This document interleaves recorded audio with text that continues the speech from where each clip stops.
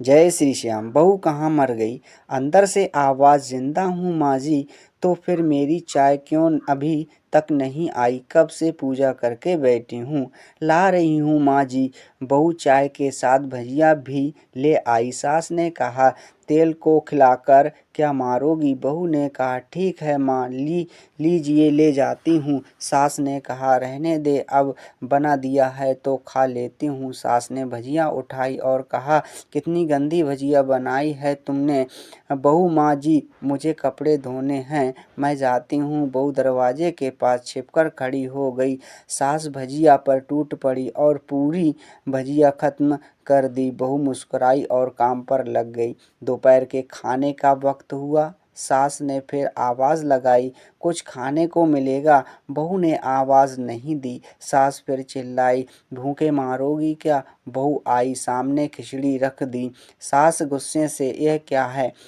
मुझे इसे नहीं खाना, इसे ले जाओ। बहू ने कहा, आपको डॉक्टर ने दिन में खिचड़ी खाने को कहा, खाना तो पड़ेगा ही। सास मुंह बनाते हुए, हाँ, तू मेरी माँ बन जा। बहू फिर मुस्कुराई और चली गई।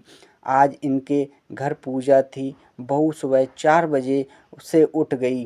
पहले स्नान किया, फिर फूल लाई, माला बनाई, रसोई साफ की, पकवान और भोज बनाया। सुबह के 10 बज गए। अब सास भी उठ चुकी थी। बहू अब पंडित जी के साथ भगवान के वस्त्र तैयार कर रही थी। आज ऑफिस की छुट्टी भी थी। उसके पति भी घर पर थे। पूजा शुरू हुई। सास चिल्लाती, बहू ये नहीं वो नहीं।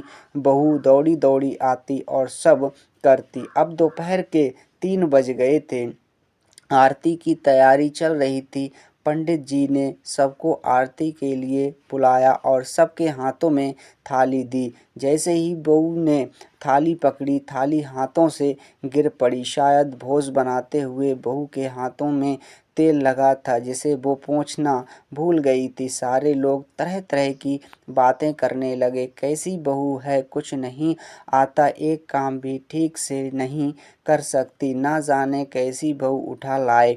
एक आरती की थाली भी संभाल नहीं सकी। उसके पति भी गुस्सा हो गए, पर सास चुप रही, कुछ नहीं कहा, बस यही बोल के छोड़ दिया, सीख रही है, सब सीख जाएगी धीरे धीरे। अब उसको खाना परोसा जाने लगा। बहू दौड़ दौड़ के खाना देती, फिर पानी लाती। करीब 70 से 80 लोग हो गए थे। इधर 2 नौकर और बहू अकेली, फिर भी वहाँ सारा काम बहुत ही अच्छी तरीके से करती। तो दोस्तों, वीडियो कैसी लगी? वीडियो देखने के लिए धन्यवाद।